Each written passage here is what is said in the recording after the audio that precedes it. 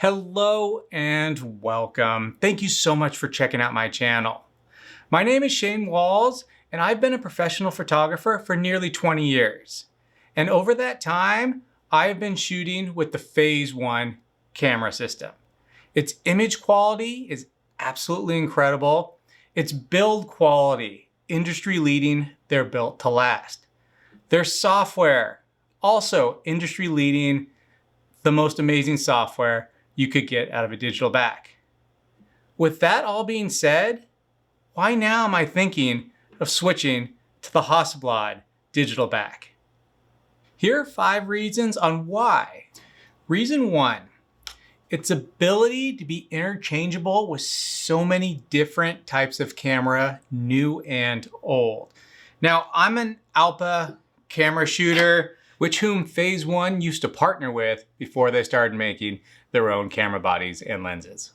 But this is what I've poured about $50,000 into this camera system before Rotostock, prime, just beautiful, beautiful lenses, attachments, all kinds of things for this camera. So I've built out a pretty, in my mind, spectacular camera system that fits my needs perfectly.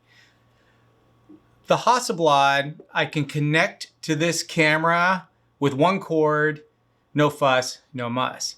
Same also too with the old 503 Hasselblad cameras. This digital back can connect right to them and you can just use it flawlessly. And that I find is very special about this digital back. Now I know a lot of you are saying that the Phase 1 can do that as well. And you are correct. It can, and this is gonna bleed into the second reason of cost.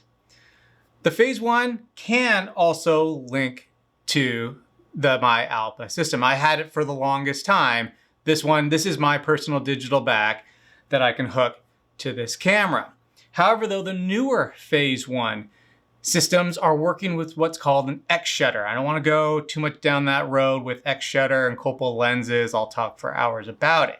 The short answer is that X shutter unlocks important functions on the newer Phase 1 digital back. Functions not compatible with my older Copal lenses. Frame averaging to highlight one of those functions. An astonishing application where the Phase 1 digital back will take multiple shots and combine them into one raw file, eliminating the need for long exposure filters. You can see more about this on my past videos where I took the Phase 1 XC40 throughout Zion, Grand Canyon, and Yosemite. So now, since we are going into the second reason of cost, this brand new Hasselblad CFV 100C is about 1/3 of the cost of its rival at Phase 1. But Phase 1 is giving you a lot more functions that can't be used or utilized with Copal lenses. You need the X shutter for those features. Now, you have similar things with the Hasselblad. Autofocus can't be used because it's not actually connected to the lens itself. Personally, I love that because it really slows me down, makes me do my due diligence and really look at the scene, study the scene, and it slows me down. So I love that. The thing with Phase 1, even though because of the cost, you're paying for a lot of things that you can't use, the Hasselblad, and for lack of a better term, kind of narrows it down to you're just using the sensor. You lose a few little functions like autofocus, like I mentioned. But the great thing about Hasselblad is, especially this digital back, it comes with the 907X camera, this little thing. That if you just add $2,000 to $3,000, you can get a Hasselblad lens for this.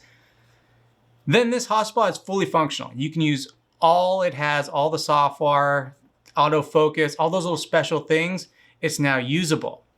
The Phase 1 for the update, you're looking at tens of thousands of dollars to be able to use the full functionality of this digital back. It doesn't have just a quick little, again, for lack of a better word, quick fix like the Hasselblad comes with. If I do want to use autofocus or I need autofocus, it's a quick switch from my ALPA to this camera.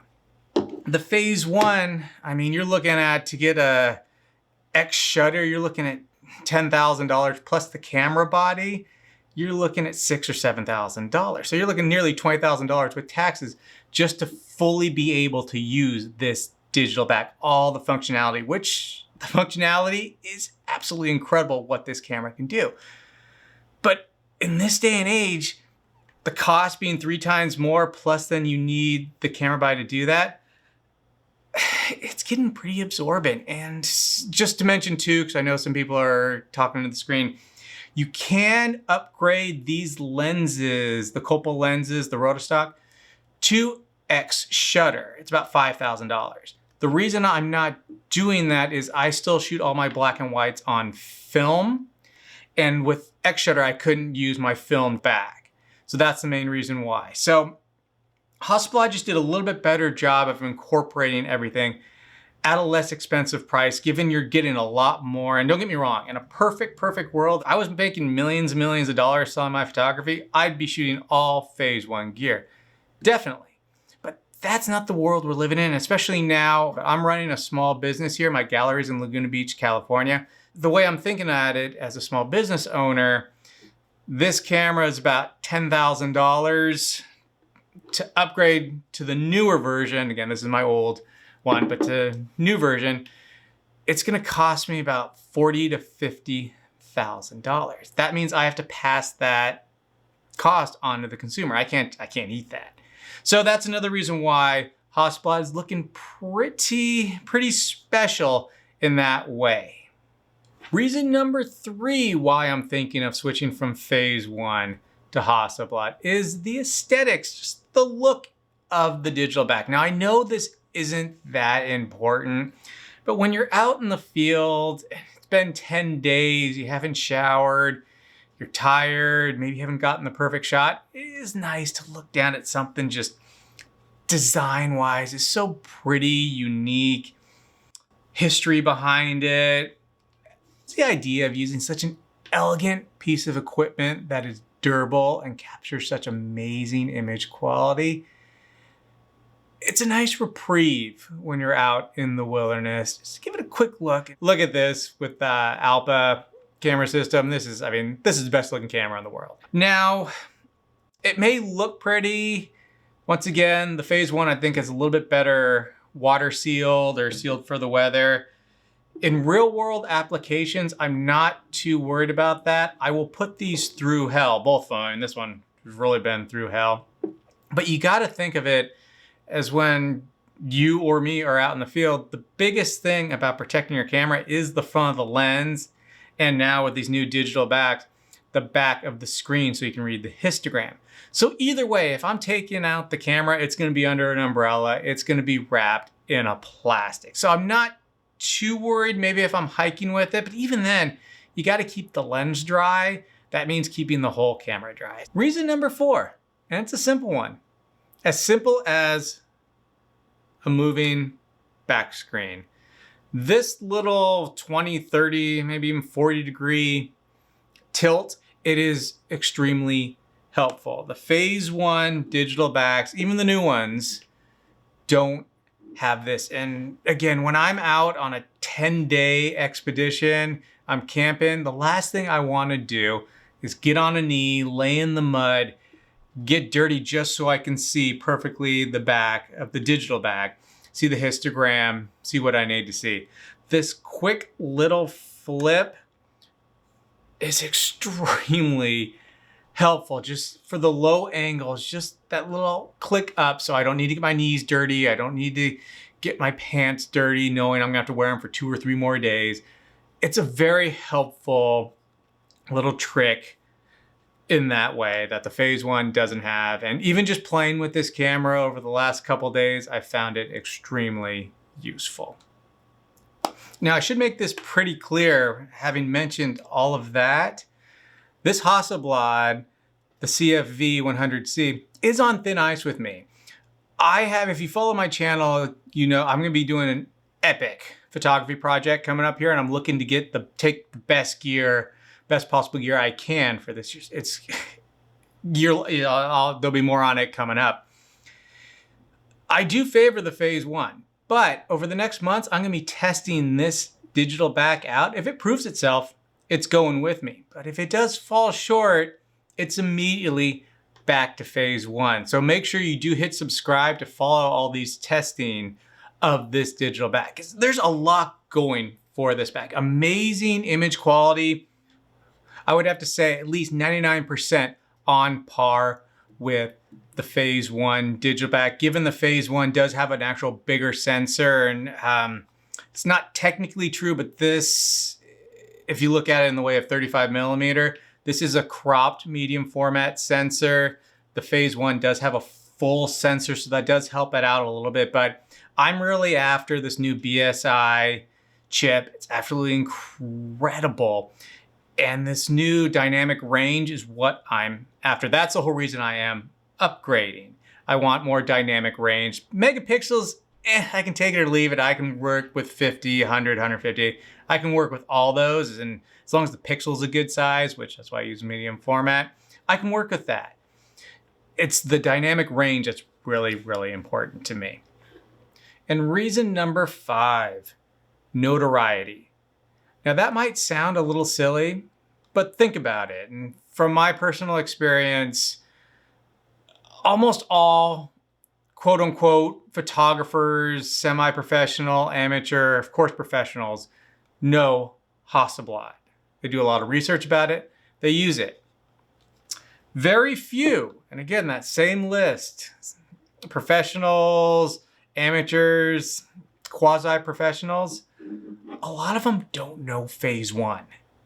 I find it a little surprising, but that is the case, and that's what I've run into. Now, when you're doing a project like I'm about to do, notoriety is a big thing, especially here on YouTube. YouTube's going to be one of our main links, our showcase to show this, what we're going to be doing and to show this expedition.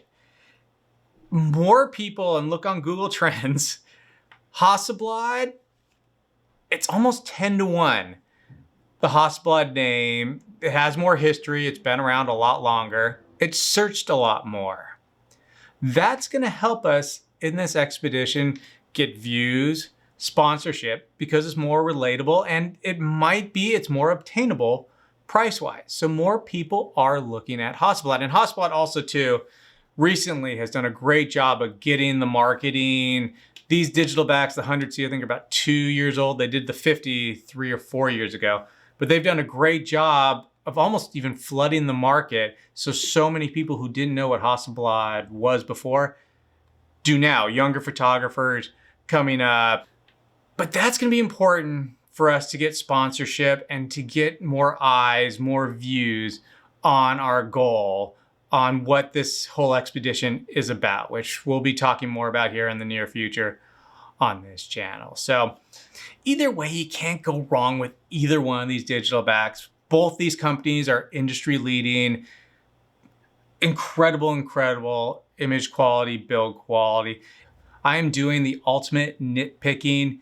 Either one of these, both great companies, both great digital backs. I'm looking very much forward to putting these out in the field, head to head and by themselves, just capturing more images. Because, capturing images with either one of these digital backs is something special. Because again, if you follow my channel, I blow up my images, very large format printing, and either one of these can handle that, no questions asked.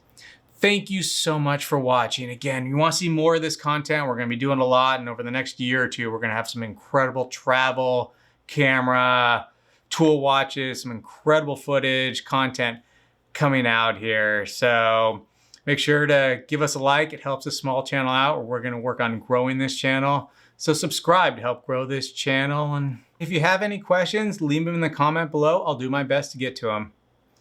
Thanks again for watching. Cheers.